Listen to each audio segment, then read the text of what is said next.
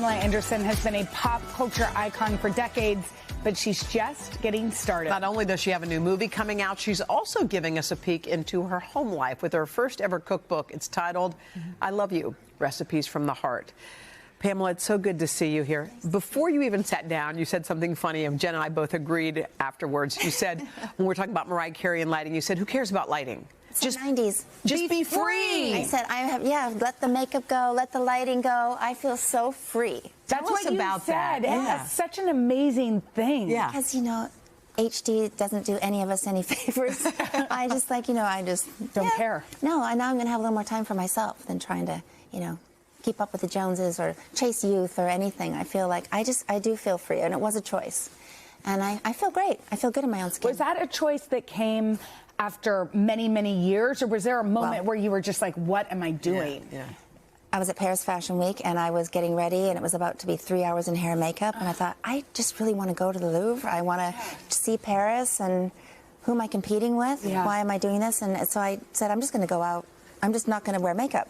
I didn't realize it was going to be a big deal. I didn't realize that it was going to resonate with so many people. Yes. I had people coming up to me and thanking me, bringing their little girls to me and saying, introducing me as, see this woman. Like it's just really interesting to see the ripple effect it's had. But I did it for myself. Yes. I did it for myself just to say, I'm good enough as I am, and I don't need to chase this impossible dream. And that was the great parallel too with the character I got to play in The Last Showgirl.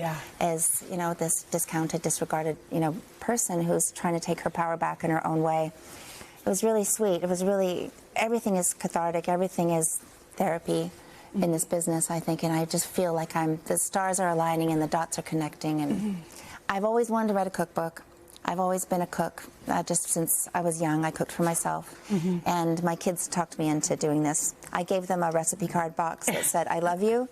And it was for their first house. It was a housewarming gift. And the entrepreneur that Brandon and Dylan are said, Mom, this is a cookbook. We're calling a publisher. I said, okay, let's do it. You're like, this was just a gift. Yeah, but he wants to be a gift to the world because it's really, plant-based cooking can be a little intimidating. Yeah. And I was intimidated too, and I did it for compassionate reasons, and then I realized all the great other reasons to do it.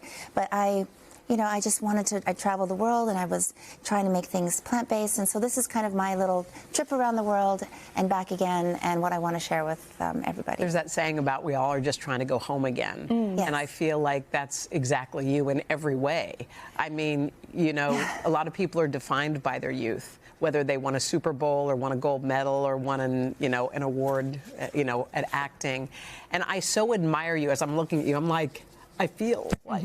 Oh, thank you. Oh, but we don't want to be defined by our worst decisions either. It's funny what we are defined by. But I think it is, like, I keep using this word repotting. It's like pulling yourself up by the roots. They're dangling. You're scared. And then you get into fertile ground, which is where you are in your life. It's in a million places. Well, I get chills. I mean, gardening is such a metaphor, to get back to your roots and to see how vegetables grow from seeds, and just it's such a miracle. And I feel like my garden saved me. I did my 3 or 4 years ago when I moved back home, and I renovated my little vegetable farm.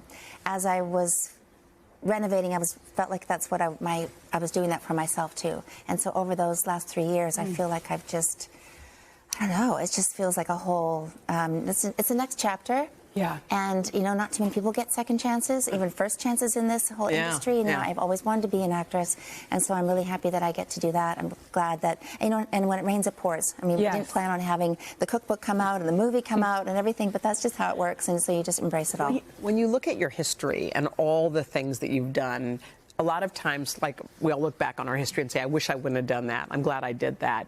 Do you have regrets when you look back?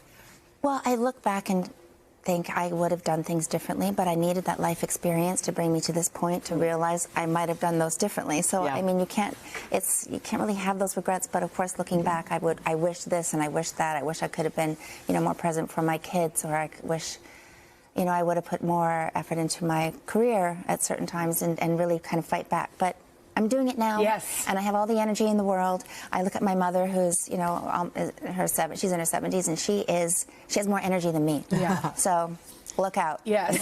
I saw this beautiful clip of you talking about how this film scared you, that there was fear. But then instead of just saying, well, I'm scared of it, no, you said, there's fear and I'm going to jump into it. And I feel like, I was like, God, I want to show that to my girls.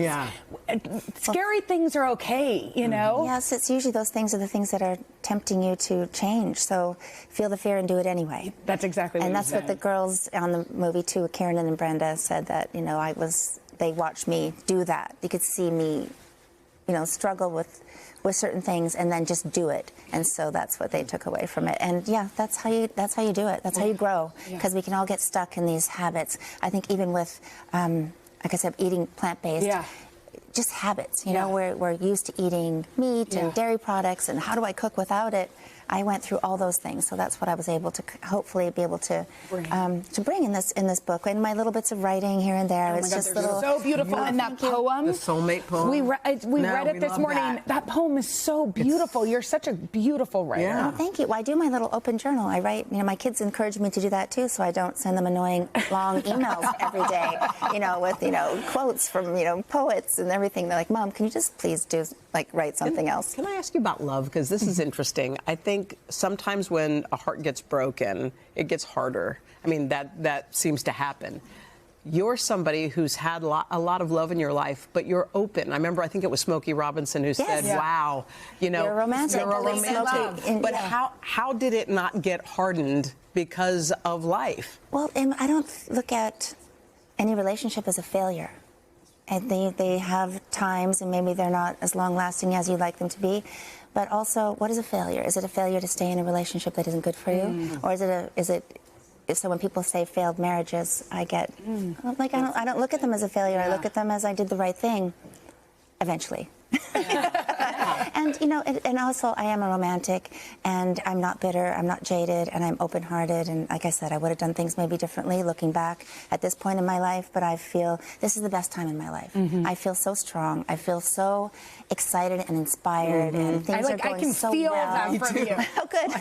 It's vibing. It's vibing. And like I said, I'm letting go of the things that really kind of held me back before. And I feel good. I mean, if you look at these pictures in the cookbook and you're like, was that who you always were? But then there was a culture that said, wear the makeup, do the, and you had a role that was... Well, it's great to be a part of pop culture, but it can be a blessing and a curse. Yes. To be loved one way, the red bathing suit, or even like the, whatever those crazy, wild, fashion moments I had. And but yes, I've always been this girl, and I always felt like I was playing characters. So I wanted to be the best rock star wife. I wanted to be the best Baywatch, the best Playboy playmate. But now I am me. I'm more me than I've ever been. And I love, too, that your children seem to be the one. Every time you mention some step you took, you're like, my kid said I should try. My kid said I should try. I mean, I was going to say... They're like nudging you along. They can be brutal, too, sometimes. Yes, but they're like truth tellers. They're wonderful, and they're very smart. And Brandon is the one who produced the documentary. Which was amazing. And that's how Gia found me and said, this is my Shelley. Yes. And, there's a lot of parallels, but it was kind of a starting point. I mean, it was a complete transformation, and I really know this is what I'm meant to do. And if I just felt, this might be the only chance I ever get. I may never do another movie. So I've... Gave it all. Yeah. Well, it's getting Oscar buzz. So whatever you gave seems to be working. Congratulations. Oh, my goodness. Thank you. Thank you for coming to see us. Well, thank you. I want to see you guys again. I know. Come back. You got to get this, guys. Pamela's cookbook. It's like an art piece more than a cookbook. A coffee table book. Yeah. It's beautiful. It's called I Love You. It is out today. You can check it out at today.com/books or wherever you buy your books. Yes, exactly.